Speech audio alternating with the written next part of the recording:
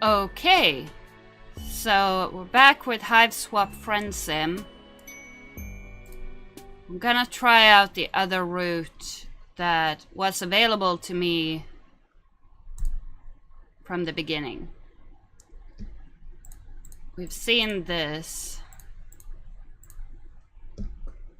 Here we go. So we're gonna go with Ardata Karmia this time, because we went through all of Demon's possibilities last time. So we're going with her. Yes, someone is approaching. A strange, gray-skinned alien clad in blue.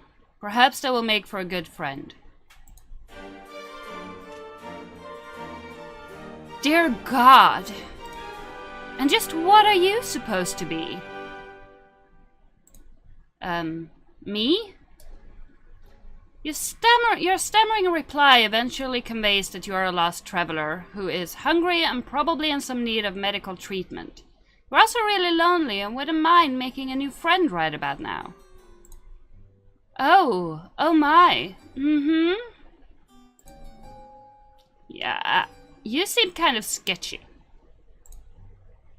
What are you laughing at? Oh, how funny this is. How very droll. You want to be my friend? Yes? It's too much. This thing at my doorstep, wishing to know me in any capacity. The hilarity somehow escapes my ability to capture with maniacal laughter. How rare. You apologize for your presumptuous request. You hang your head, turn around, and begin to walk away. And just what the fuck do you think you are doing? Walking away? You didn't want me as a friend. Who invited you to leave? You stop in your tracks obediently and turn to face her again.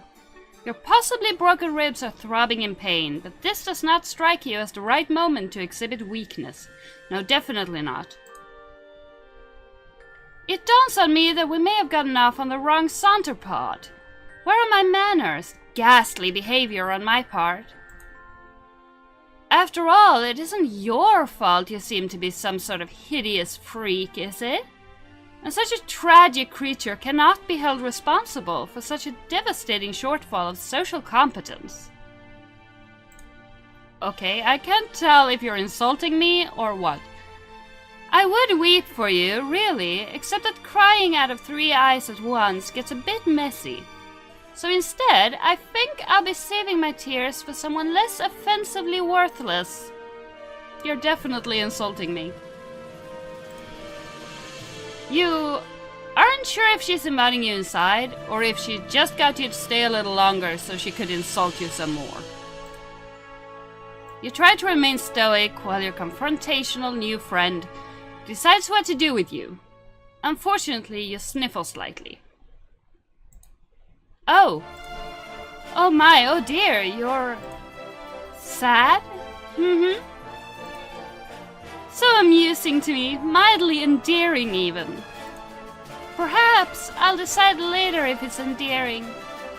Once I have more information, it's entirely possible I will retroactively decide it's disgusting.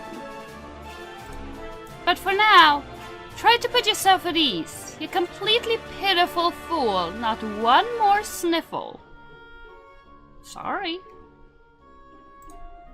Do you understand? I do. You nod while practicing exemplary control over your nose. You have gotten yourself so agitated. I wonder why. You have nothing to worry about from me. Don't I? I remember the ending where we accidentally killed the demon. Of course I will be your friend. Conditionally, I mean. There is a chance the designation will be formalized if you behave in ways that I approve of starting now. Let's call it a friendship in progress, agreed? Your heart swells. This is what you've been waiting for. A new friend. Oh gosh. All you have to do now is try not to fuck up anything up at all, possibly for many hours. That's gonna be tough. Come into my hive. This way, after me, you look like you could use nourishment.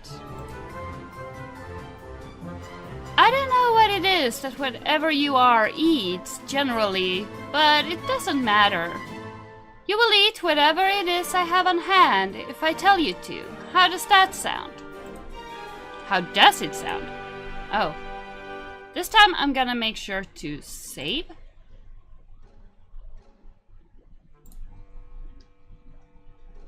Sounds good, I'll do whatever you say. It sounds fine, I guess. I think this is what she wants to hear. Obviously it sounds good. You will definitely enjoy it. You will enjoy everything I provide you with and tell you to do. I can't imagine any sort of negativity or disagreement coming from one of my friends. I will assume that we share this philosophy when it comes to friendship. You say, oh yes, absolutely. You nod as enthusiastically as you can without aggravating your broken ribs. You consider giving her a thumbs up as well until you realize one of your arms is probably broken too. You'll try to make sure she doesn't notice though. It would probably leave a bad impression. Probably. Come with me, there is something I need your help with. You follow her into her hive. It's a bit gloomy in here. You suppose she's going to fix you something to eat soon, as promised. You pass through her kitchen and out the other side to another room. Okay, you guess dinner can wait. This way, try not to let any of your broken limbs slow you down. A good friend wouldn't allow such trifling physical ailments cause me any inconvenience. Oh, so you guess she does know you're injured. Fair enough. You hobble a little faster through another door into a much darker room. And now down a flight of stairs. I have a really bad feeling about this. It's hard to see. There are torches along the wall ahead. A monstrous noise rumbles below. Don't mind her. She's just hungry. She's always hungry, though. It's your Lucis? What's that? You're hungry too? I have not forgotten. What sort of piece of shit friend do you take me for? The kind that totally ignores the fact that I'm injured and hungry and just leads me I don't know where. You didn't remind her that you're hungry. You thought it though. Can she read your mind? You hope not. That's going to make this friendship in progress a bit awkward. Here we are. This is where you will be most useful to me as a friend. Okay. You look around. With a sense of relief, you see no sign of whatever hungry thing was grumbling down here. You are less relieved to see several other kids trapped in cages of various shape and size. What are you doing down here? One of them makes eye contact with you. The boy is the same kind of alien as her, horns and all. He has a dark red symbol on his shirt. His expression seems to plead with you. Demon? He struggles to say hell. Your new friend looks unamused and twitches her finger. Hell... Plo, he says. Hell Plo. By which I mean hello, of course. Looks like you're the new friend in progress, chosen by the great and beautiful Ardata. Okay. She's my savior, my reason for being. I'm nothing without her. I'd hollow myself out and let her make a nest inside of me if she'd permit it. Okay. You turn away from this boy. You don't want to hear anything he has to say ever again. Don't mind him. He's always regarded himself as a comedian. Come, over here. This is what I need your help with, if you're going to have any value to me as a friend. You're led to a dank corner of this. Well, you're going to call it like you see it. This dungeon. Your new friend has a dungeon full of sad, suffering children, and presumably a monster lurking somewhere in here as well. It's not ideal. Then again, social beggars like you can't be choosers. I've been having an awful time with it. You can do it for me. It will save me time. You look at the thing in question.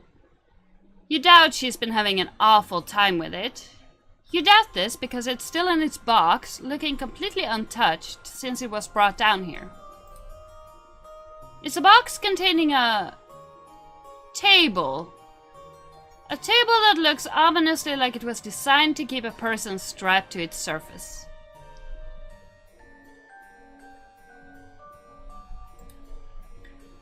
I will need you to assemble it.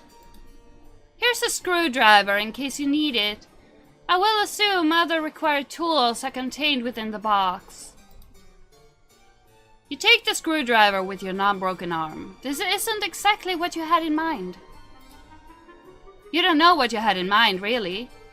A warm meal, a friendly banter, perhaps a sling for your arm, and a remedial balm for your ribs.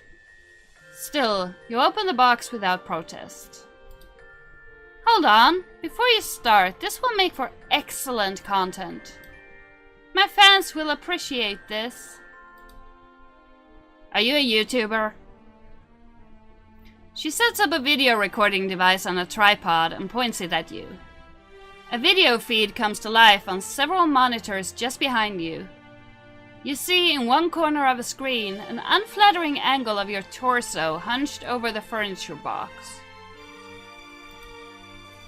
Other rectangles contain shots of the other kids in cages around the room. You suppose cameras are pointing at them too. You had no idea this friendship came with a perk of instant stardom.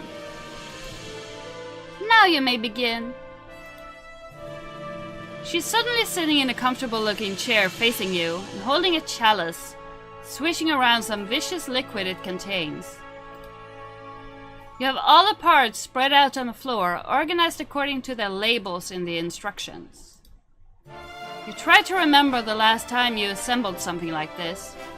You don't recall enjoying it. To be perfectly honest, this doesn't look like it will be fun at all. She frowns conspicuously. Oh, how sad for you. I'm sorry, is this activity not to your liking? You reassure her vigorously that, no, it actually looks amazing. You love shit like this. It's what you were born for, you say, as you swoosh the screwdriver around, demonstrating your plainly evident skill with the tool. Forget the thing you just thought. Completely arbitrary and wrong thoughts pop into your head all the time. It means nothing, you swear. I think she might actually be able to read my mind. Mm-hmm.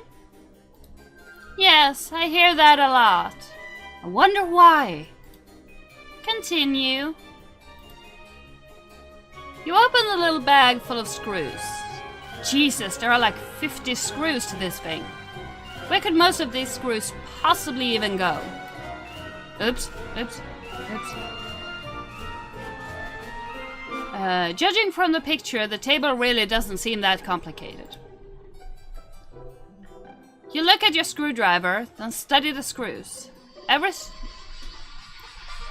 my phone is ringing. Give me a second. Okay, so for some reason my progress hasn't saved. It says it's saved, but it doesn't. But it isn't. No. So I'm just gonna go through this. Okay, I think this is where I was. So my phone rang last time. I had to go meet up with Dee, and so it's been a few days since I recorded the first part of this. Sorry about that. And for some reason it doesn't want to load my saves. It loads me at the beginning no matter which save I choose. So believe this is where I left off. If not, I'm sorry. It's not any further ahead than this at any rate. You look at your screwdriver, then study the screws. Every single one requires an Allen wrench. Does this even come with an Allen wrench? The instructions seem to suggest it does. You look around but don't see one. Did you open the bag too forcefully? Did the Allen wrench go bouncing off into a dark dungeon crevice nearby? Maybe you lost some of the screws too. Damn it! You begin to sweat and look around nervously. You check underneath one of the parts. No, it's not under there. You grip the screwdriver a little tighter. You wonder what to do next. I'm gonna try saving and hope that it will work properly. Get the hell out of there. Just do your best assembling the table. This is what friends are for. I'm gonna try my best. For now. You decide it would be best not to complain about the missing Allen wrench. Your friend would probably consider it bad form. You'll just make do and twist in all the screws by hand as best you can. Your broken arm isn't making this any easier. I'm an idiot. I established this in the last episode, in Demon's episode, but I'm definitely an idiot. You favor the other one and prop pieces into place precariously, leaning against each other, while you nudge them into position with your legs so the screw holes align. It's really frustrating work, you're not going to lie. As you are twisting in the first screw, the grooves slip and the screw gets stuck. But you've already turned it too tight. Now it's hard to get it out. You twist in reverse harder. But your fingers slip and the table pieces start to slide. They're going to fall. You react to catch them, but it's too late. The heavier piece tips over and slams you in the broken ribs on its way to the floor. Ouch! It hits the floor with a bang. The stuck screw pops out and goes bouncing 10 or 15 feet away, settling deep underneath a piece of dungeon furniture. God, you're probably going to need to get that. You hear a light chuckle. Good. Good. She takes another sip from a callus and settles even more comfortably into her chair. Is she enjoying this? You think she's enjoying watching you struggle to put this stupid thing together. Maybe a little too much. Nevertheless, you continue. A friend is a friend, and you don't like to let your friends down. You've committed yourself to this project. You will get the screw out from under there a bit later. Maybe when you need the final screw. You turn your attention back to the table pieces and try a different strategy. You place the biggest part, the table platform, flat on the floor. The legs would be pointing upward if they were attached. You position one leg in the right spot, in alignment with the holes. Sit on the table platform and steady the leg with your feet. You grab another screw and concentrate. She sounds so pleased. It's strange, you admit, for watching this sort of activity to make someone so happy. But you also have to admit to taking a certain pride in it. It's wonderful, actually, to feel useful, wanted, important even, if only somewhat menially, to a great new friend who has discovered a way for your talents to improve her life. Out of the corner of your eye, you notice one of the caged kids reaching out with his hand. He's concentrating. Then you notice the screw you lost slowly slide out from underneath its hiding place. Nice! Everyone's working like a team down here. Okay. Our daughter does not look at the kid, but sneers a bit. She reaches towards him, and he appears to have trouble breathing. After a moment, you notice the screw slowly slides back under the thing. Okay, so he's not allowed to help me. She releases him from his breathing problems, resumes her pleasant expression, and takes another sip from the callus. You guess that was against the rules. You decide to make a note of it. Your friend runs a tight ship down here. You respect that. About an hour later, you have all 4 legs on, plus some other accoutrements attached. You wrestle mightily with the thing to get it upright, using your only good arm. It seems she may have forgotten about the final missing screw. You doubt the table needs it. You decide you won't bring it up if she won't. You give it a test.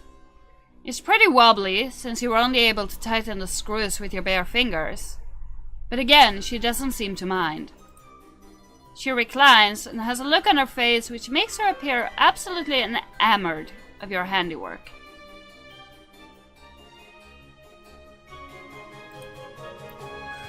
She has finished her drink and the callus is on a side table. Some awful looking thing crawls along the floor toward her. It looks like some sort of spider, the size of an average dog. Its abdomen is preposterously large. Actually, you think it's a huge tick. That's what it looks like. It settles just in front of her. She puts her legs on top of it and crosses them. It settles under their weight and grumbles. Let's try it out, shall we? You shrug and sit down on the rather rickety table. You're about to lie down, but she interrupts you. No. You fool, you absolute fool! What do you think you're doing? That's not what I meant. Get up. You stand up, embarrassed. Again, without looking at the caged kid, she raises an arm toward him and beckons. He stares blankly and opens his own cage, which apparently wasn't locked. He shuffles vacantly over to your table and lies down on its surface. She looks at you expectantly. You aren't sure what to do. What? You didn't think I'd be playing table stickball on that thing, did you? You aren't sure what table stickball is. Oh, you really are pretty simple, aren't you? It's like a miniature version of arena stickball, played on a table. So it's basically ping pong. Oops, that's not what I meant to do. Got it? You don't, but you nod. Now, go to it. You shackle the kid's arms and legs to the table. That seems to be the right thing to do, since the thing comes fitted with shackles. She gets up and lifts her huge tick-like pet. Makes more grumpy noises. She plops the enormous thing right down on the kid's chest. He appears rendered unable to protest. The tick bites the boy's neck and begins to feed. She smiles and pats its swelling abdomen. Dark, rust-colored blood dribbles from the place where it has attached to the boy's neck. Moments go by while she looks gratified by the process. Proud almost. Then she looks at you expectantly. Well? You don't know what she means. The final screw. Aren't you going to retrieve it? And screw it into wherever it needs to go? The job isn't done. I don't keep the company of many individuals who leave things unfinished, you know. Of course. What were you thinking? You should have known your friend wouldn't let that go unnoticed. Actually, you feel like an idiot for thinking it would. You stoop very low to the ground, on your knees, placing your cheek just above the floor. You peer under the large edifice. It's dark in there, and goes back a ways. Lots of room for that darn little screw to roll.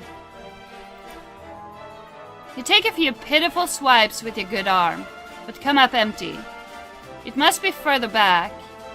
You think you can see it? Yeah, that must be it. Just a little further. You have an idea. A tool would be helpful. Guess a screwdriver will come in handy after all. How did she know? Your new friend must be very wise. You think you're liking her more every minute. Or not. You grab the screwdriver and feel around with it. Yes, you got it, you think. You carefully scrape it closer to yourself and then pick it up. You then go back to the table and find the one remaining hole you left unscrewed. You slide under the table as a mechanic would with a car. There it is. The table is creaking and wobbling quite a bit now. The tick is really getting into its dinner, it seems. All the loose screws in the table have added up to a lot of give and leeway in the overall stability of the furnishing. Maybe the final screw will help. Somehow I doubt it. Ardata has returned to the setup with the monitors. She's adjusting some settings on the feed, controlling the zoom of the camera, and typing some remarks into a chat window. She's live streaming. That's what she's doing. This is very good material today. It's not often that I can provide content of this caliber to my subscribers. Go on, complete your project. This will be very good. You still think it's weird that she likes watching you put furniture together so much, but you're not one to judge friends. Sounds like a great way to lose friends, honestly. You screw in the final screw, but the stresses on the table are causing the holes to be misaligned. This won't be easy. The huge tick shifts its grotesque body above you, causing the table to creak loudly. You nervously slide halfway out from under the table to check it out. Then a loud pop. Then the sound of scraping metal. 6 or 7 screws shoot out from the desk like rivets in a sinking submarine. What a piece of shit this thing is, you think a little too late? You really needed that Allen wrench. You look way too happy. All 4 legs splay dramatically out from underneath it at once, like a baby deer on ice. The table platform comes crashing down on your lower torso, breaking your pelvis. You bellow in pain and flail to pull yourself out.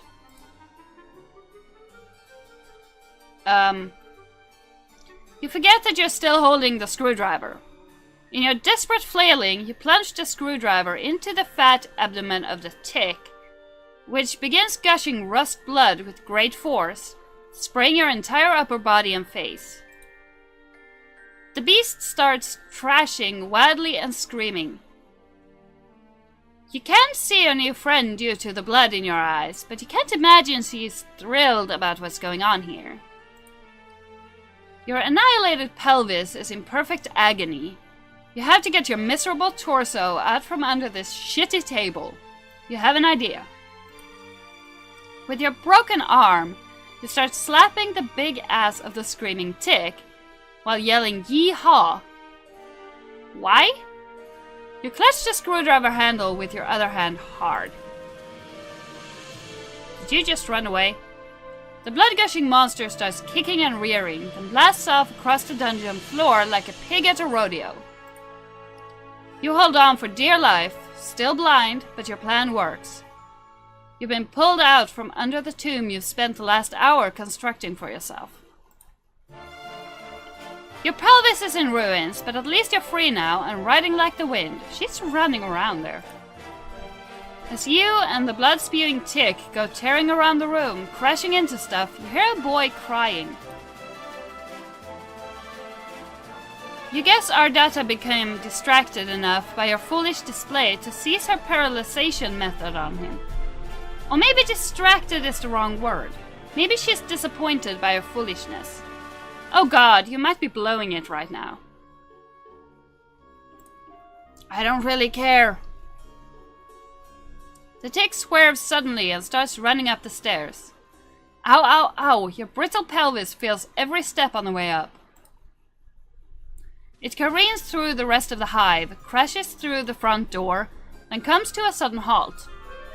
You're catapulted violently over its backside and sail 50 yards through the air. You land on your ass and wipe the blood from your eyes. Okay, this was embarrassing, but everyone makes mistakes, right? You can still salvage this friendship, you know you can. You turn back to look at her hive. Ardata is standing in her doorway with a furious look on her face. She is flipping you off. You will not be my friend. Rejection. Okay. Did I just accidentally kill her Lucis? That's kind of what it seemed like. Okay, let's see if this will work. Because I did... No, it doesn't. Give me a sec. Here we go. Let's try this one. It sounds fine, I guess. Get the fuck out of my face and never come back. Okay. I have a feeling whatever I do, I'm gonna get rejected by her.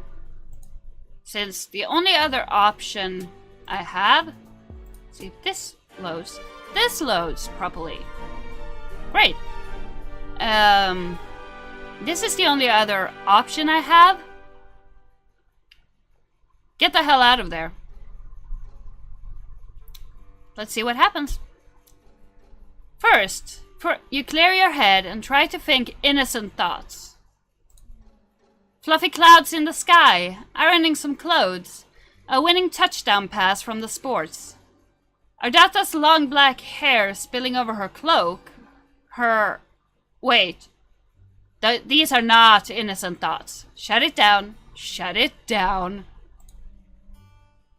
There's no time for thinking. You have to act. You hurl the screwdriver at her and run. She calmly lifts a hand toward one of the kids in the cages. The kid tenses up and lifts a hand in the direction of the screwdriver. The screwdriver freezes mid-air right in front of Ardata's head. You run up the stairs. She twitches a finger. The caged kid does a full body spasm. And the screwdriver goes sailing toward you. It stabs deep into your leg and you buckle over, tumbling backwards down the stairs. You're a crumbled heap at the bottom of the stairs, bleeding, and you think your arm is broken in 2 places now. That didn't seem very friendly to me. Luckily for you, I'm very determined to make relationships work. Even ones with people who flee simple furniture assembly projects. She stands over you. You attempt to pull the screwdriver out of your leg, but your entire body locks up. You can't move. She holds an outstretched hand just above you. You shouldn't try to move yet. And you certainly shouldn't try to pull out that screwdriver. You'll get blood everywhere. To my 3 little eyes, under the present conditions, it seems to me that only one of us should attempt walking up these stairs. You feel relieved. Perhaps she has some alien means of levitating you up the stairs? Wait.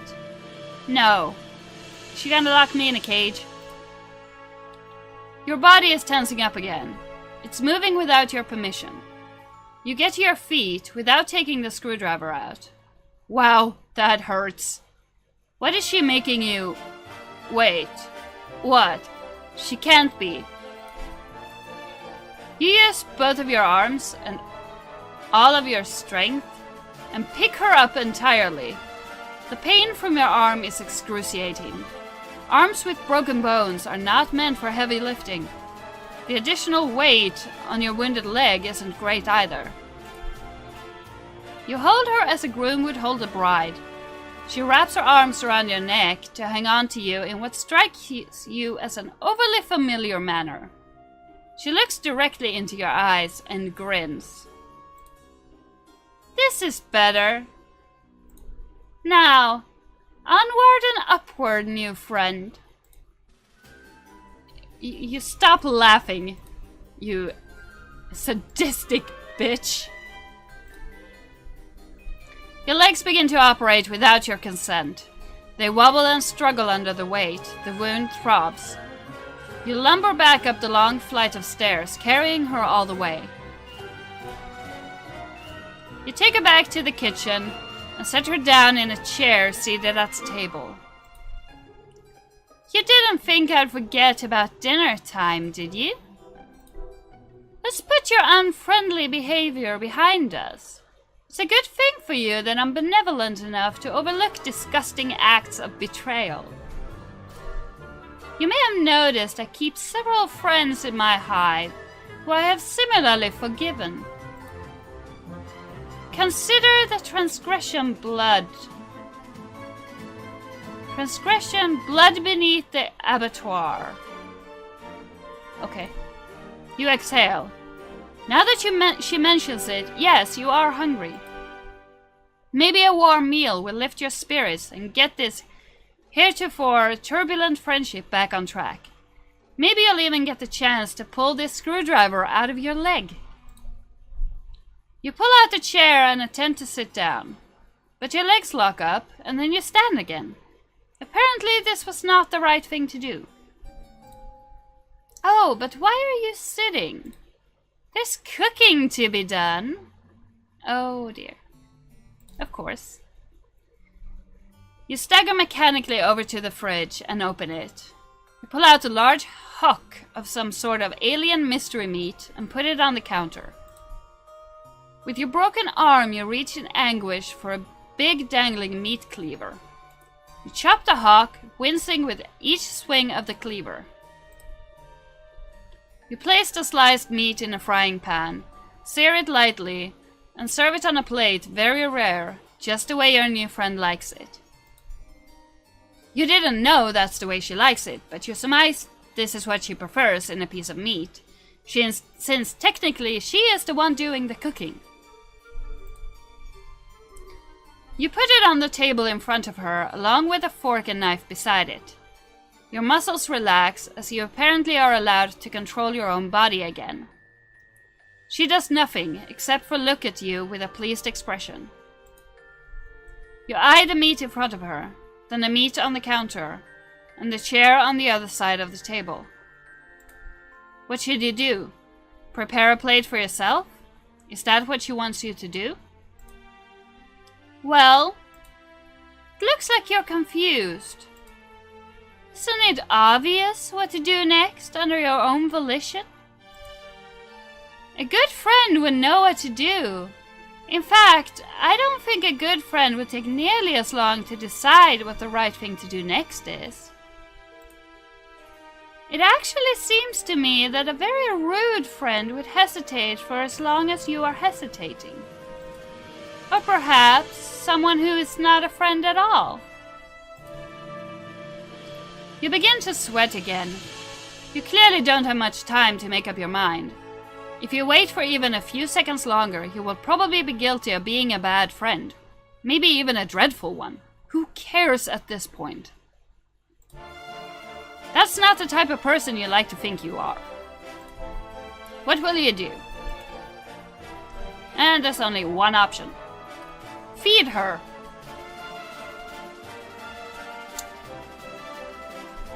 Fine. This feels like the only obvious thing to do. She is looking up at you quite expectantly. You reach for the fork with your good arm. You go for the knife with your other. Ow. You can't do it.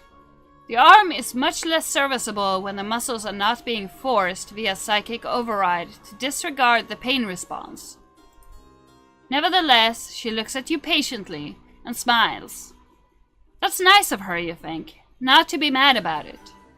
You feel like you're growing closer to your new friend by the minute. You put the fork down and pick up the knife with your good arm. You cut the meat into several pieces with a careful sawing motion. You put the knife down and pick up the fork and stab a piece. Put it close to her mouth. She seems pleased. Very good. Nice technique. Well-sized morsels, too. She chews the meat with excellent form. She has very good table manners, you think. When she finishes the pieces, you slice up some more and continue. The meat looks very good. Your mouth is watering, but she doesn't offer any. Oh well, when it's the right time for you to eat too, you're sure she will let you know. The meal is finished. There is no more meat, except for a few pieces of unchewable gristle, which you did not try to feed her. That would be thoughtless, very bad service. She reclines and steeples her fingers, looking quite pleased with how the evening has gone so far. You aren't sure why she's laughing. Did you do something funny? Why are you laughing at me? Oh my, what a fool. You point at yourself, wondering if she's referring to you. You don't know what you've done that was foolish. If so, you're also still not sure what she finds amusing. What? Stop laughing! She pauses her laughter for a minute or two, then slowly begins to frown. A faint blue tear rolls down her cheek from her bottom eye. The truth is, I don't even know why I'm laughing. This isn't very funny, what's happening here. It was a good dinner. You did a good job, whoever you are. She puts her face in both of her hands and sobs quietly. You have no idea what to do about this. You stand there, still holding the fork, feeling a bit useless. There is a lot of pressure, you know. Being so respected and admired for your high status in this world. I didn't ask for this. To be so superior to so many. Much is expected of you. Much is presumed about what your personality will be, before you even develop one. You work hard and build a brand, based only on what you think people assume you should be like. Sometimes I wonder, am I even that good at being sinister? I think you're pretty good at it. Could I be more sinister if I tried harder? Maybe this is not my true calling after all. You begin to offer words of sympathy. This all seems heartbreaking to you, your poor new friend. But your jaw muscles contract and your mouth shuts involuntarily. You guess it's not your turn to speak yet. Okay. That works for you. You like to be a good listener to your friends. But what would happen if I changed my brand? If I stopped being so sinister online? My friends and followers will deride and reject me. And my superiors will eat me alive. If I show weakness, if I scale back on my bloodthirsty content,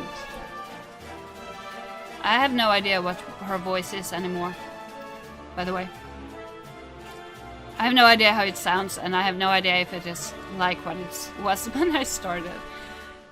Will I incur the scorn of a wise-ass clown with 100 million subscribers?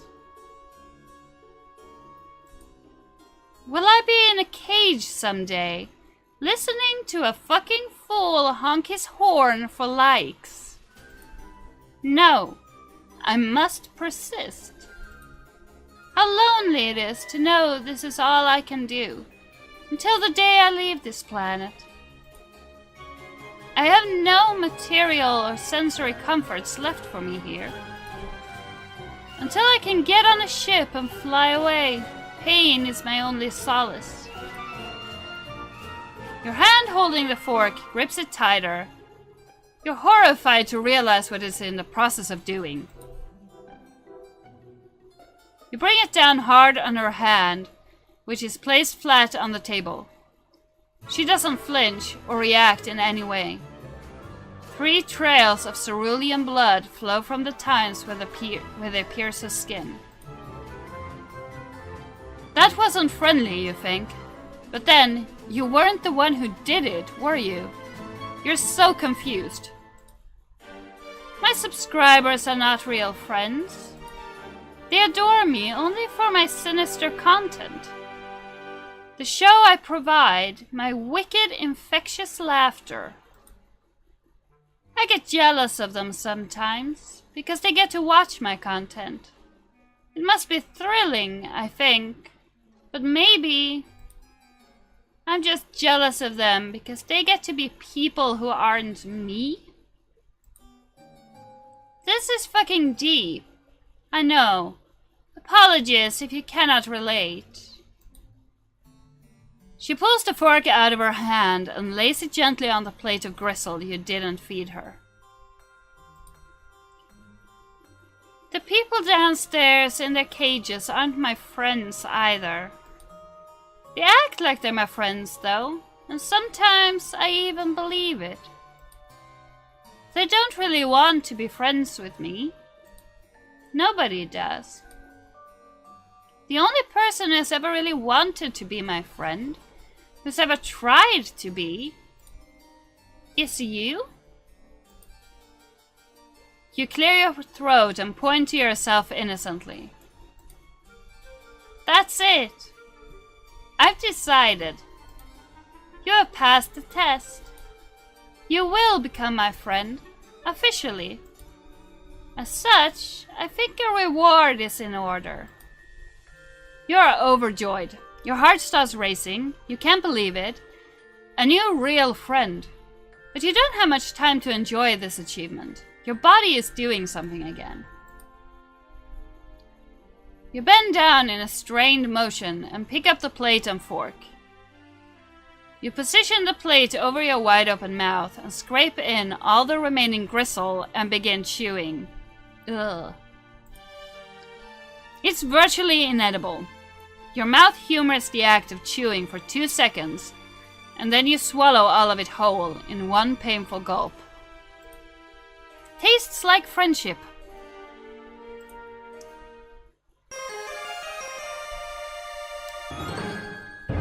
Okay. Okay.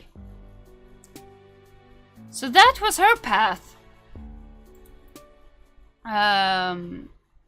So that's the 2 I can do right now.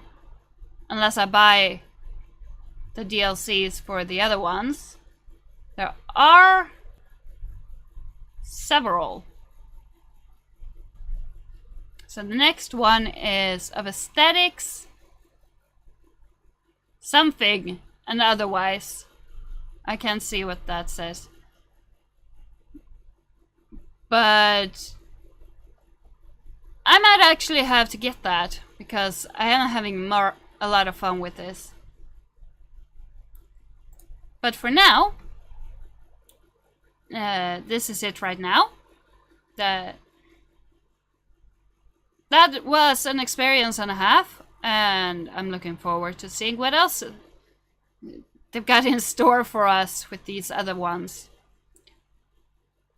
Thanks for coming along. I hope you all have a wonderful day. I will see you guys soon. Bye.